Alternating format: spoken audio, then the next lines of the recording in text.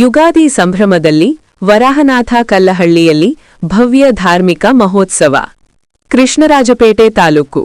ಚಂದ್ರಮಾನ ಯುಗಾದಿ ಹಾಗೂ ರೇವತಿ ನಕ್ಷತ್ರದ ಸಂಭ್ರಮದ ಅಂಗವಾಗಿ ಪುರಾಣ ಪ್ರಸಿದ್ಧ ಪುಣ್ಯಕ್ಷೇತ್ರವಾದ ವರಹನಾಥ ಕಲ್ಲಹಳ್ಳಿ ಗ್ರಾಮದಲ್ಲಿ ಭೂದೇವಿ ಸಮೇತ ಶ್ರೀ ಲಕ್ಷ್ಮೀ ವರಾಹನಾಥ ಸ್ವಾಮಿಯ ಶಿಲಾಮೂರ್ತಿಗೆ ಭವ್ಯ ಅಭಿಷೇಕ, ಪಟ್ಟಾಭಿಷೇಕ ಹಾಗೂ ಶ್ರೀನಿವಾಸ ಕಲ್ಯಾಣ ಮಹೋತ್ಸವವು ಅದ್ಧೂರಿಯಾಗಿ ನೆರವೇರಿತು.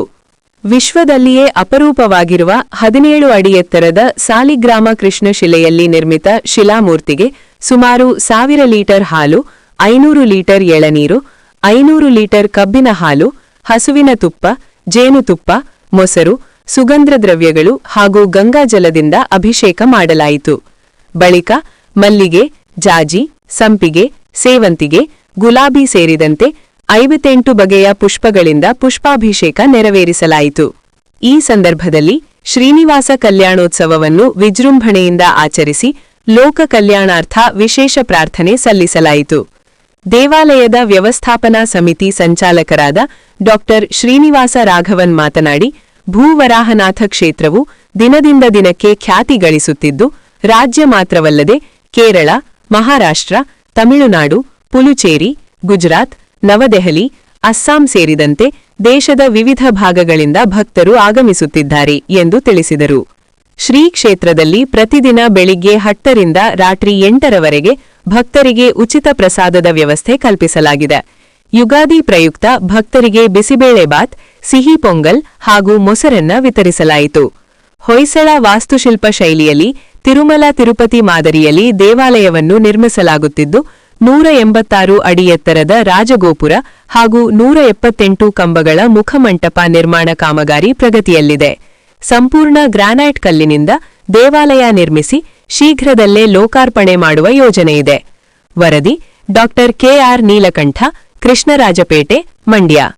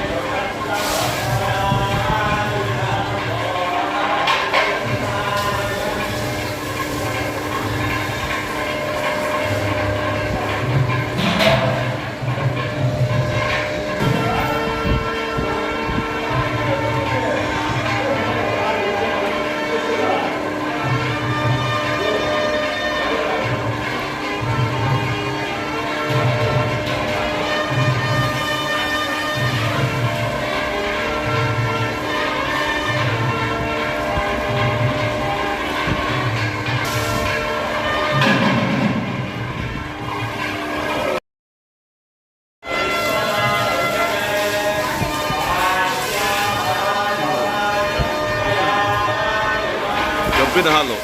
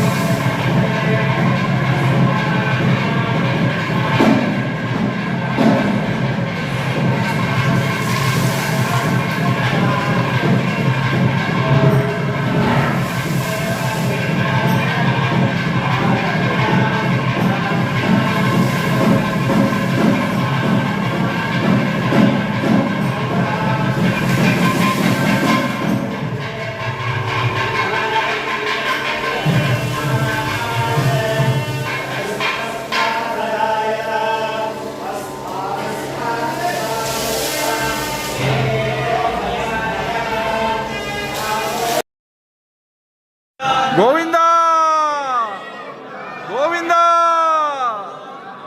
ಗೋವಿಂದ.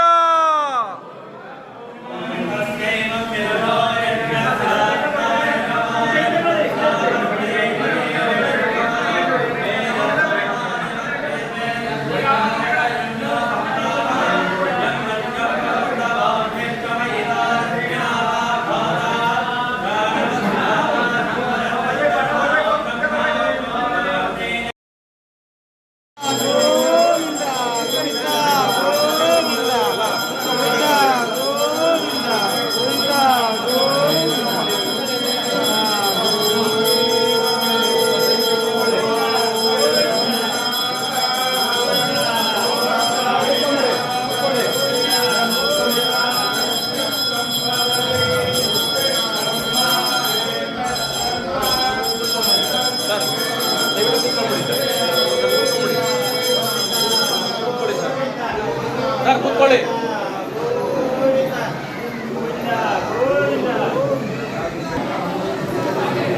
ಗೋವಿಂದ ಗೋವಿಂದ ಗೋವಿಂದ ಗೋವಿಂದ ಗೋವಿಂದ ಗೋವಿಂದ ಗೋವಿಂದ.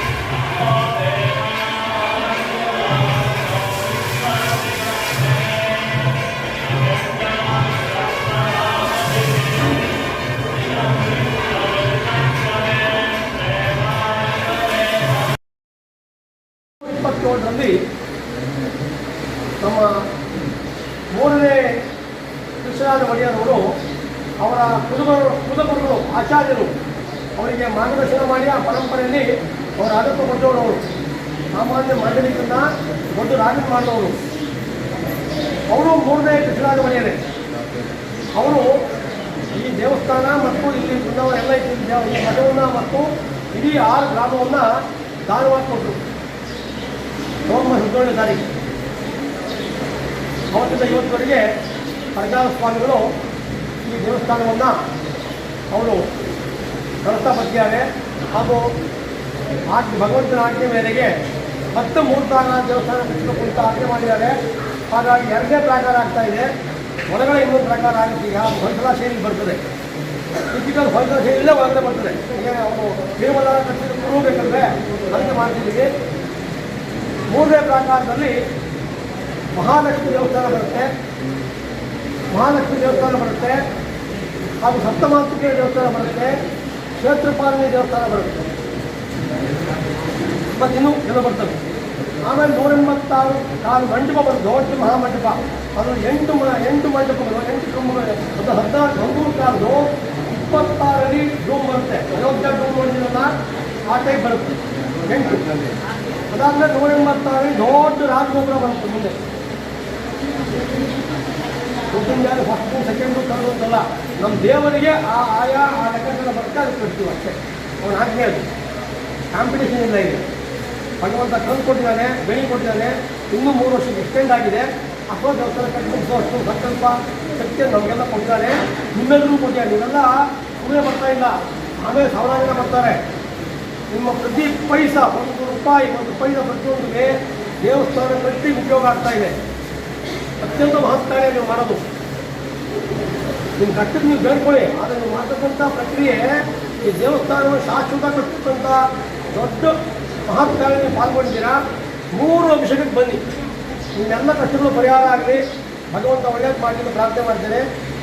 ಈಗ ಎಲ್ರಿಗೂ ಸರಳವಾಗಿ ಭಗವಂತನ ಉಳಿಸ್ಕೊಳ್ಳೋಕ್ಕೆ ಒಂದು ಮಂತ್ರವನ್ನು ಹೇಳ್ಕೊಡ್ತೇನೆ. ಅದನ್ನು ನೀವು ತಪ್ಪದೇ ಈಗ ಹೇಳಿ, ನಿಧಾನವಾಗಿ ಹೇಳಿ.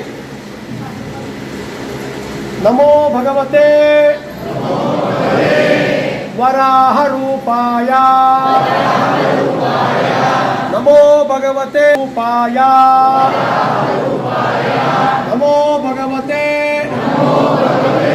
ವರಾಹ ರೂಪಾಯ, ನಮೋ ಭಗವತೆ ವರಾಹ ರೂಪಾಯ,